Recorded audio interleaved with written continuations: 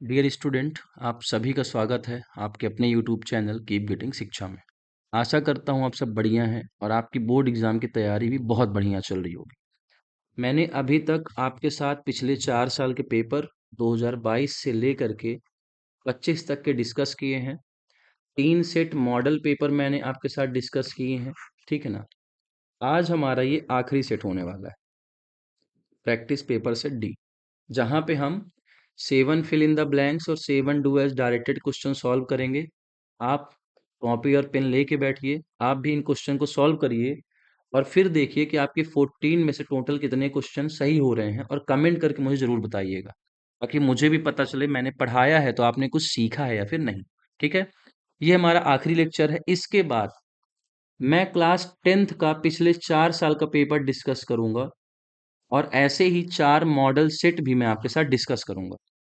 आप इन लेक्चर्स को उन बच्चों को भी शेयर करिए जो क्लास 10th में है। ठीक है ना, ताकि उनको भी चीजें समझ में आए, वो भी पढ़ सकें और अच्छे स्कोर ला सकें। ठीक है। तो जो हमारे अगले लेक्चर्स होंगे वहां पे मैं क्लास 10th के जो ग्रामर में सेक्शन सी में क्वेश्चन पूछता है मैं उसको डिस्कस करूंगा और साथ ही साथ 4 मॉडल सेट भी करवाऊंगा। ठीक है ना। तो आप उन्हें भी ये वीडियो शेयर कर सकते हो। ठीक है। सबसे पहला क्वेश्चन देखते हैं। The dog jumped dash dash the river, into हो जाएगा।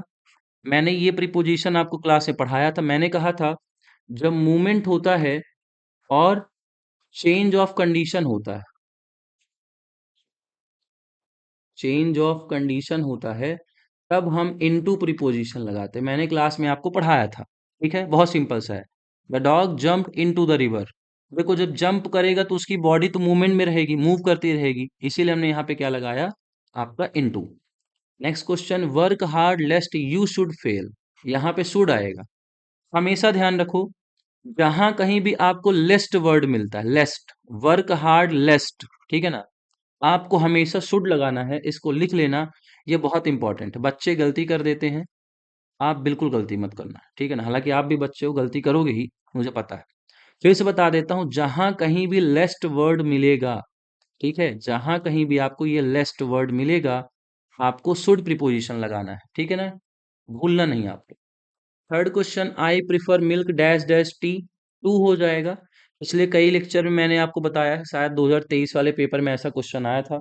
मैंने वहां पे बताया हुआ था, कुछ वर्ब्स होती हैं, कुछ एडवर्ब्स होती हैं जहां पे फिक्स प्रीपोजिशन आते हैं और ये उन्हीं प्रीपोजिशन में से एक है। ठीक है ना, तो मैंने आपको यहाँ पे बता दिया, प्रिफर के साथ हमेशा आपको टू प्रीपोजिशन ही लगाना है। ठीक है। नेक्स्ट है, सगुन इज डैश दस इंटेलिजेंट गर्ल।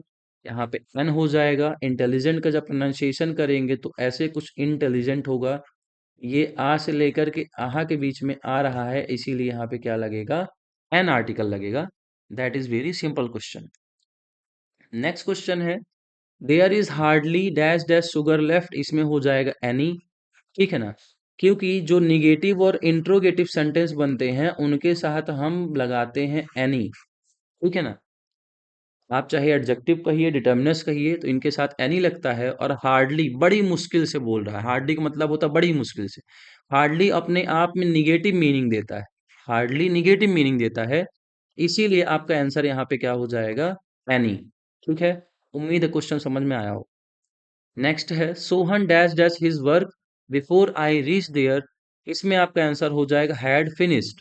मैंने क्लास में पढ़ाया था, जहां पे दो एक्शन होते हैं तो हमें पहले ये देखना होता है सबसे पहले कौन सा एक्शन हुआ, यानी पास्ट ऑफ द पास्ट कौन सा एक्शन है। ये आफ्टर और बिफोर वाला रूल है, मैंने क्लास में सभी बच्चों को पढ़ाया हुआ है। ठीक है, तो यहाँ पे हैड फिनिश्ड हो जाएगा। बहुत सिंपल से क्वेश्चन है, जिन बच्चों को मैंने पढ़ाया है उनसे बनता होगा, समझ में आया होगा। अगर भूल गए हो तो रिवीजन हो जाएगा आज। ठीक है ना। नेक्स्ट क्वेश्चन देखते हैं, आखिरी फिल इन द ब्लैंक्स का, it dash dash heavily since morning. मैंने कहा था आपको पिछले लेक्चर में, जहां सिंस और फॉर लगता है वहां परफेक्ट कॉन्टिन्यूअस टेंस होता है। परफेक्ट कॉन्टिन्यूअस में आपका हो जाएगा हैज बीन रेनिंग। ठीक है, मैंने बताया था जहां पे सिंस और फॉर लगेगा, या तो प्रेजेंट परफेक्ट कॉन्टिन्यूअस, या फिर पास्ट परफेक्ट कॉन्टिन्यूअस, या फिर फ्यूचर परफेक्ट कॉन्टिन्यूअस होता है। ठीक है, तो बहुत सिंपल सी क्वेश्चन है आपका, it has been raining since, sorry, मतलब it has been raining heavily since morning, कि सुबह से बहुत तेज बारिश हो रही है। Next question, do as directed में, he said I go to school every day. Change the narration, इसको इनडायरेक्ट स्पीच या फिर कहो इनडायरेक्ट नरेशन में कन्वर्ट करना, बहुत सिंपल सा है। ही said that, he said that, I first person है, अकॉर्डिंग टू सब्जेक्ट चेंज हो जाएगा, यहाँ पे ही आ जाएगा। वो को कर दोगे बेंट, मैंने बताया था प्रेजेंट जितने भी सारे टेंस होते हैं एज इट इज पास्ट में चले जाते हैं। टू स्कूल एवरी डे, ठीक है, आपका आंसर हो जाएगा he said that he went to school every day, उसने कहा वह हर रोज स्कूल जाता था। ठीक है। Very few games are as popular as cricket, change into superlative degree, आपको इसे कन्वर्ट करना है सुपरलेटिव डिग्री में। ठीक है ना, पॉजिटिव कंपैरेटिव सुपरलेटिव, एक क्वेश्चन हर साल आपसे पूछा जाता है। लेट्स कन्वर्ट दिस क्वेश्चन, लिखेंगे cricket, cricket is one of the most popular, popular, एक सेकंड स्पेलिंग गलत हो गया, popular games, cricket is one of the most popular games. ठीक है, बहुत सिंपल सा था, आंसर आपको पता चल गया। Next question, mister Bhardwaj teaches us Sanskrit, change into passive voice, teaches लिखा हुआ है प्रेजेंट इंडेफिनिट का है, मैंने कई बार बताया हुआ है। अगर पैसिव वॉइस में इंडेफिनिट आता है किसी का भी तो +1 याद रखना है, एक नंबर आगे वाले के हेल्पिंग वर्ब लगा देना है। इसमें देखो दो तरीके से ये बनेगा, पहले मैं अस को लेता हूं, we are taught Sanskrit by mister Bhardwaj. ठीक है, ये हमने पहला जो ऑब्जेक्ट है अस, उसको लिया है, अस का हम अपोजिट क्या लिखते हैं, वी। नेक्स्ट इसको दूसरी तरीके से बना सकते हो, संस्कृत को ऑब्जेक्ट ले लो, संस्कृत इज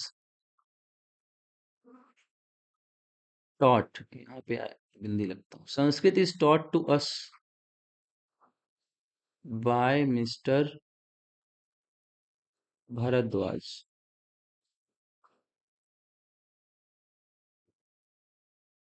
ठीक है, Sanskrit is taught to us by mister Bhardwaj, ये आपका हो जाएगा पैसिव वॉइस। दो तरीके से बन सकता है क्योंकि ऑब्जेक्ट यहाँ पे अस भी है और संस्कृत भी है। ठीक है, नेक्स्ट क्वेश्चन देखते हैं। She did not talk to me, she did not look at me, combine the sentence using neither nor, neither nor पढ़ो या फिर neither nor, there is no difference. ठीक है, चलिए इसको कन्वर्ट करते हैं, she neither talked to me, talk to me, nor looked at me, looked at me. Subject को आपको दो बार लिखने की जरूरत नहीं है, सी को दो बार आपको लिखने की कोई जरूरत नहीं, बहुत सिंपल सा है। She neither talked to me nor looked at me, ना तो उसने मेरी तरफ देखा और ना मुझसे बात की है, इतनी बड़ी बेइज्जती। नेक्स्ट क्वेश्चन देखते हैं। We live here since 1952, live आपको ऐसे ब्रैकेट में मिलेगा, ऐसा लिखा हुआ। Supply the correct verb form पूछेगा, यानी इस लिव का करेक्ट वर्ब फॉर्म सप्लाई करना है। मैंने कई बार आपको बताया जहां पे सिंस और फॉर मिलता है वहां पे परफेक्ट कॉन्टिन्यूअस टेंस होता है। इसको कन्वर्ट करते हैं, we have been living here since 1952, कि हम यहाँ 1952 से रह रहे हैं। ठीक है, बहुत इजी क्वेश्चन आपका है, बस ध्यान ये रखना कि ये मत लिख के चले आना we are living here since 1952। ठीक है ना, सब कुछ खराब मत कर देना, एक नंबर बहुत इंपॉर्टेंट होता है।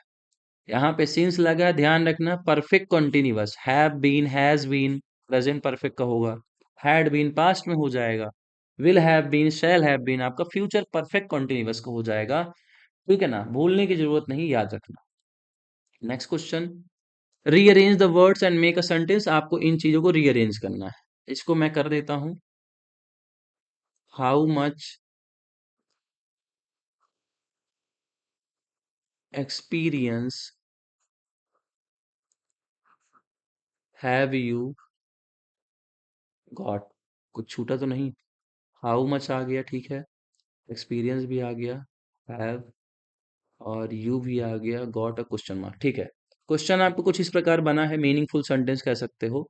How much experience have you got, अभी तक आपको कितना अनुभव हुआ है या फिर कितना अनुभव आपने प्राप्त किया है।